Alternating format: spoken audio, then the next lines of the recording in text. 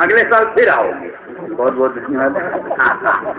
बढ़िया पढ़ो, अगले साल कहता हूँ उन लोगों के लिए जिन्होंने अपने हृदय में कहीं इस देश को बसा रखा है, कहीं तिरंगे को बसा रखा है, उस तिरंगे झंडे के सम्मान में 4 पंक्तियां पढ़ता हूँ। और अगर वो तिरंगा आपके हृदय में लहर जाए तो आपसे समर्थन की उम्मीद करता हूँ। पहर पहरती ये ध्वज की पताका जैसे लहर सुहानी जग पावनी माँ गंगा है।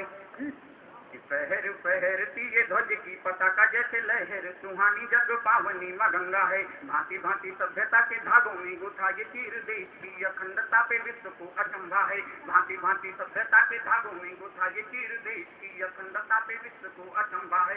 जब जब कदम पड़े हैं यहाँ पापियों के शत्रुओं को शोणित की धार से ही रंगा है। हम इसकी वो गाथाएं हंकारती हैं। कैसा स्वाभिमानी मेरे देश का तिरंगा है, कैसा स्वाभिमानी मेरे देश का तिरंगा है, कैसा स्वाभिमानी मेरे देश का तिरंगा है। बहुत अच्छा भैया, बहुत बहुत धन्यवाद, आप लोगों का साथ मिला। अभी बहुत जल्द की एक बात कहना चाहता हूँ कि आपने देखा हमारे देश में एक बहुत बड़े स्तर पर एक अनशन किया गया अन्ना हजारे की द्वारा। 80 वर्ष का बुजुर्ग इस देश के लिए लड़ाई लड़ रहा है, पूरा देश उनके समर्थन में खड़ा हुआ है, लेकिन तब भी उन लोगों की कानों के पर्दे नहीं खुल रहे हैं, वो लोग नहीं समझ पा रहे हैं उस देश की बात को। तब मैं बात कुछ कहना चाहता हूँ आप लोगों के बीच में, आप लोगों के स्वाभिमान को अगर ये बात छूती हो तो उसका समर्थन होना चाहिए। एक प्रश्न करता हूँ कि कब तक वोटों की ये मंडियां सजी रहेंगी, कब तक सौदा हम करेंगे स्वाभिमान का।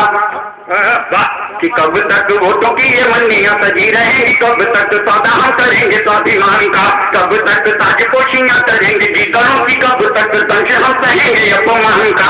कब तक ताजपोशियां करेंगे गीतों की, कब तक दंश हम सहेंगे अपमान का। कब तक भारतीय का देश छुपता रहेगा, जितना ये शोषण करेंगे संविधान का। इतनी कि पानी खोलने लगा है खून कब खोलेगा ये मेरे हिंदुस्तान का। खून कब खोलेगा ये मेरे हिंदुस्तान का। खून कब खोलेगा ये मेरे हिंदुस्तान। क्या बात है, बहुत बहुत धन्यवाद। वाह, एक बार लगाइए भारत माता की, भारत माता की, भारत माता की। और जो नारा न लगाने इस तरह के जय न बोलने, वो हमको लगता है भारत से थोड़ा सा कम, पाकिस्तान से ज्यादा नजदीकी है। भैया बोलो, बहुत तुर्की में एक नाम आपने जरूर सुना होगा, हाफिज सईद का। मैं बता देना चाहता हूँ कि हाफिज सईद ये वही है जिसने संसद पर हमला करवाया। हाफिज सईद ये वही है जिसने मुंबई कांड में ताज होटल पर हमला करवाया। हमारे देश के इतने जवान शहीद हुए उसके कारण। पाकिस्तान ने बार बार हमसे कहा कि आखिर अगर आप हाफिज सईद को दोषी मानते हैं तो सबूत क्यों नहीं देते। इस बार हमारे देश ने सबूत दिए। जब उसने मुंबई कांड कराया हमारे देश ने पूरे सबूत दिए। उसके बाद हमारे देश को क्लीन चिट देकर ये कह दिया गया वो इस घटना का दोषी नहीं है। सबूत देने के बाद भी तब एक पंक्ति कुछ प्रश्न निकलता है अपने मन से, वो प्रश्न आप लोगों के सामने रखना चाहता हूँ। और अब चाहता हूँ कि आप अपनी तालियों से 77 लोगों की जो बैठे हुए हैं ऊपर कुर्सियों पर सिंहासन पर जो बैठे हुए हैं उनको आप जवाब दें। 4 पंक्तियां पढ़ता हूँ कि पल पल मरता है स्वाभिमान देश का तो दिल्ली बतलाए क्या हाल होना चाहिए। कि पल पल मरता है स्वाभिमान देश का तो दिल्ली बतलाए क्या हाल होना चाहिए। हाफिज प्रवृत्ति पाठ नीति के विरुद्ध क्यों ना एक सुर और एक ताल होना चाहिए। हाफिज प्रवृत्ति पाठ नीति के विरुद्ध क्यों ना एक सुर और एक ताल होना चाहिए। मासूमों की मौत पे मखौल है क्लीन चिट नहीं उसका ताल होना चाहिए। मासूमों की मौत पे मखौल है क्लीन चिट, दिल्ली वालों तुम्हें लाल ताल होना चाहिए। मासूम सुधा के लाल देश के वो चंद्रभान, आज तारा पाक लाल लाल होना चाहिए। आज तारा पाक लाल लाल होना चाहिए। आज तारा पाक। 4 पंक्तियां कहता हूँ अपनी विधा को प्रणाम करते हुए। आजकल के माहौल में जिस तरीके से सतीश दादा जैसे लोग साहित्य को जिस तरीके से जगाए हुए हैं और जिस तरीके से आजकल गाने पुअर मजाक टीवियों पे देखने को मिल रहा है, उस दौर में जो मैंने कविता लिखी, जिस विधा को मैंने चुना उस विधा को प्रणाम करते हुए कुछ बात कहना चाहता हूँ। मैंने अपने गीतों में क्या लिखा। कुछ लोगों ने प्रश्न किया, युवा हो तो श्रृंगार भी लिख सकते हो। मैंने जो गीतों में लिखा वो बात आपसे कहना चाहता हूँ कि कैसे लिख देता गीतों में फूल कली कटनारों को, कि कैसे लिख देता गीतों में फूल कली कटनारों को।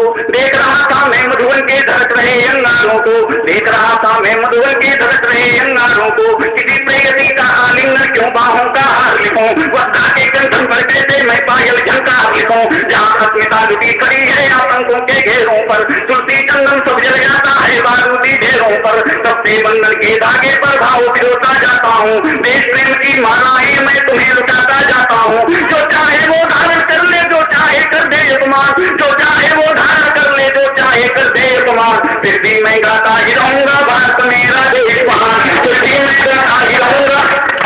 बहुत बहुत धन्यवाद। अंत में एक बात कहना चाहता हूँ, हमारे देश में एक गीत गाया जाता है कि दे दी हमें आजादी बिना खड्ड बिना ढाल, साबरमती के संत तूने कर दिया कमाल। बात कहना चाहता हूँ, मैं ये नहीं कहता हूँ उस महापुरुष की कोई खिलाफत नहीं करता हूँ, महापुरुष मानता हूँ, लेकिन एक बात जरूर कहना चाहता हूँ कि क्या देश की आजादी आने का कारण सिर्फ एक ऐसा व्यक्ति रहा जिसने आंदोलन किया और अंग्रेज हमको बीच में आजादी देकर चले गए? क्या इसके कारण इस देश में आजादी आई? सुभाष चंद्र बोस, भगत सिंह, चंद्रशेखर आजाद जैसे लोगों ने अपनी जान की बाजी लगाकर 88 लाख लोगों की देश में कुर्बानियां हुई, तब जाके इस देश को आजादी नसीब हुई। लेकिन एक व्यक्ति के चेहरे पर, एक व्यक्ति के ऊपर चेहरा बांध दिया जाए आजादी का, तो मैं इसको कहीं न कहीं नाइंसाफी समझता हूँ। और साथ साथ मैं ये समझता हूँ कि इस देश के लोगों को, इस देश के युवाओं को अहिंसक बनाने की, कायल बनाने की कोशिश है। तो मैं भी पंक्तियां कुछ कहना चाहता हूँ। यदि हमें आजाद बिना कोई लड़ाई नहीं हुई, बीच में आजादी हमको मिली कि बिना कट विधानों के 43 का दान अनोखा है, कि बिना कट विधानों के 43 का दान अनोखा है। मुस्लिमों के बल आजादी पाना भारत का धोखा है, मुस्लिमों के बल आजादी पाना भारत का धोखा है। मैं कैसे खारा कह दूं गंगा के निर्मल पानी को, नाकारा कह दूं कैसे वीरों की अमर जवानी को, नाकारा कह दूं कैसे वीरों की अमर जवानी को। तब प्रमाण देता हूँ कि मंगल की पहली गोली आजाद बनी आजादी का, 57 की क्रांति बनी ढंगोरों की बर्बादी का। वंदे मातरम इंकलाब के नारों ने फिर जोड़ दिया, भगत सिंह की फांसी ने आजादी का जय घोष दिया। अगर देश की हिंद फौज न दोनों के पानी भरती, ब्रिटिश हुकूमत पर सेना भी अगर बरावत न करती, हत्यारे तारीख को हमने सबक न सिखलाया होता, तो दिल्ली पर विजय तिरंगा कभी न लहराया होता, तो दिल्ली पर विजय तिरंगा कभी न लहराया होता, तो दिल्ली पर विजय तिरंगा कभी न लहराया होता। बात कहना चाहता हूँ, इतिहास के जानकार लोग बैठे हुए हैं, उन लोगों से बात कहना चाहता हूँ कि जिन्होंने इतिहास को जानने के साथ साथ, इतिहास को पढ़ने के साथ साथ इतिहास को समझा भी है, जाना भी है, उन लोगों से मैं बात कहना चाहता हूँ कि एक व्यक्ति के साथ ऐसी कौन सी मजबूरी थी कि उसको हाथ में गोलियां चलानी पड़ी। तब कुछ बात कहना चाहता हूँ, इतिहास के जानकार लोगों के बैठे हुए हैं, कहना चाहता हूँ कि देश विभाजन न करने के जिनके भाषा अक्षर थे, कि देश विभाजन न करने के जिनके भाषा अक्षर थे, देश विभाजन न करने के जिनके भाषा अक्षर थे, बंटवारों के कागज पर उनके पहले हस्ताक्षर थे, बंटवारों के कागज पर उनके पहले हस्ताक्षर थे। जो सुभाष की राष्ट्रभक्ति को ही नादान समझ बैठे, 28वीं की हार में जो खुद का अपमान समझ बैठे, 28वीं की हार में जो खुद का अपमान समझ बैठे। इस दिन समझौता कर डाला गोरे दिल के कानों से, भगत सिंह को बचा न पाई जनता देश करालों से। बात विभाजन में यदि जिंदा लाशें नहीं जली होती, तो फिर ना टूटे हाथों से